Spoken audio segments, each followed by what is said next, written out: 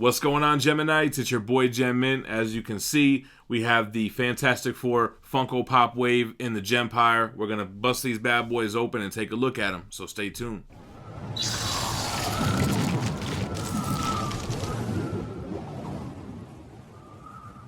Alright guys, so this is what got me into Funko Pops. I managed to avoid them for years, and it wasn't until I saw these come up for pre-order that I finally bit the bullet. I pre-ordered the entire wave, and before these even came in, I have like over 100 Funko Pops already. So it's all these Funko's faults that I got sucked into this hobby.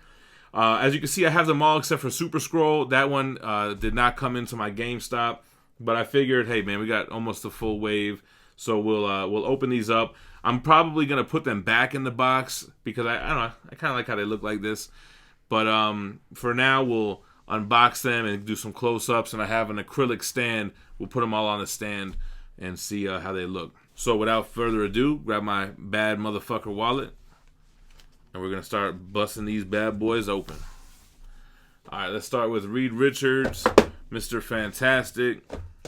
Shout out to all my Funko peoples on Instagram that's been messing with me lately and sharing my stories and all that stuff.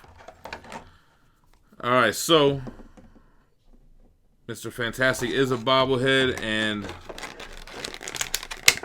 he does have a translucent stand here.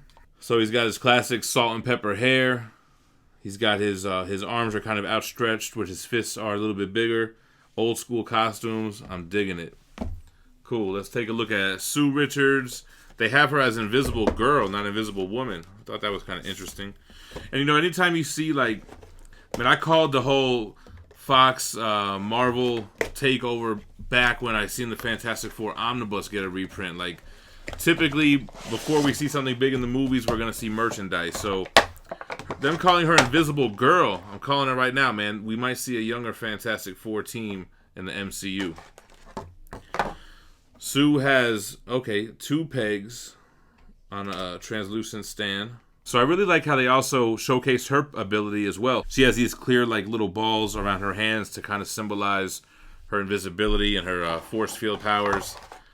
Also has the classic suit, classic little bob hairstyle from the 60s. Looking like she's right off the cover of Fantastic Four 45. Speaking of Inhumans, man, I know Inhumans is not everyone's favorite, but an Inhumans line would be dope, man. Like Lockjaw, Medusa. I think actually they have done a Black Bolt. All right, let's grab Ben Grimm's The Thing. I think The Thing looks awesome, man. I just see my man Cletus showing off his Grail thing with the blue eyes.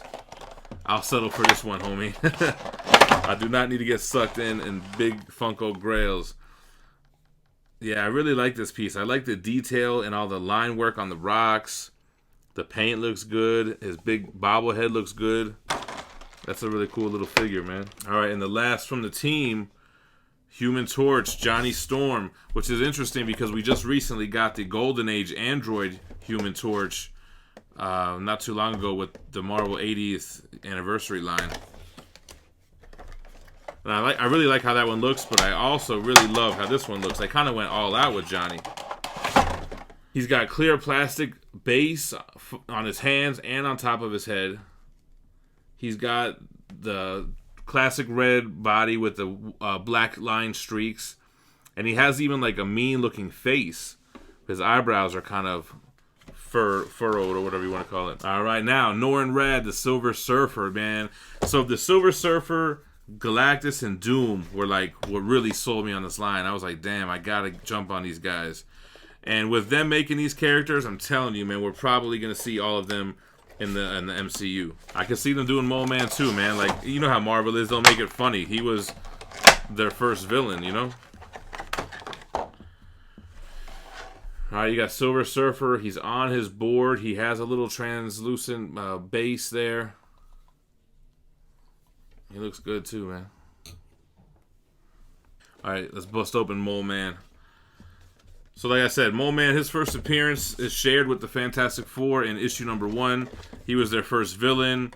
He's a staple of the Fantastic Four universe. Shows up every now and then. Controls the mole people underground.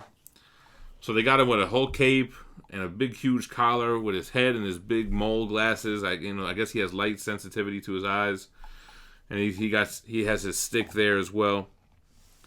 Nice, solid little piece. Take a look at Victor Von Doom, aka Dr. Doom. He didn't go to 8 years of medical school to be called Victor. I think this is kind of cool because if any of these pieces were released, they're probably grails now. So to get a Thing again and to get Dr. Doom again, and he's got great detail on him. He's got his little cape as well. He's got his hood, and then his armor and his mask. Everything's looking dope as it should. All right, let's bust out Galactus. So this was really the one that sold it. Like, damn, they made a Galactus. Now, where they dropped the ball is that they made the 10-inch oversized one is going to be, I guess, Thing with his trench coat on. And they should have made Galactus the oversized one. I would have actually bought that because it would make sense. You know, he should be much bigger than everyone else. All right, man, dope. We got a Funko Pop Galactus with a huge bobblehead with his big helmet on. His costume looks good. So far, I'm digging this line that they all have either stands or big solid feet that they won't tip over. Like the Venomized line, man, half that line that I have doesn't even stand up, man. Out of that new Venomized wave. Last one, Herbie. Man, I think Herbie's kind of whack. I wasn't really gonna get this, but I'm like, yo, you might as well get the whole set. What are you gonna do? Not have one? I guess he's just like a little robot that hangs around the family, probably created by Reed Richards. Herbie also has a little plastic clear stand, so that's cool. And he's a little robot, just like what you would expect. Alright guys, I bought this cheap little acrylic stand off Amazon for like, I don't know, 11 bucks or 13 bucks. I figured I would use this to display the out-of-box collection. So let's see how these guys look up here. You can fit about 4 of them on each row there. All right, there you go. So not too shabby. Let me know what you guys think, in box or out of box. How would you display these guys? Can't wait for Super Scroll. That's kind of the other favorite besides Galactus. So I don't know if he's not coming out with the rest of the wave or my GameStop just didn't get him, but I'll definitely look into that.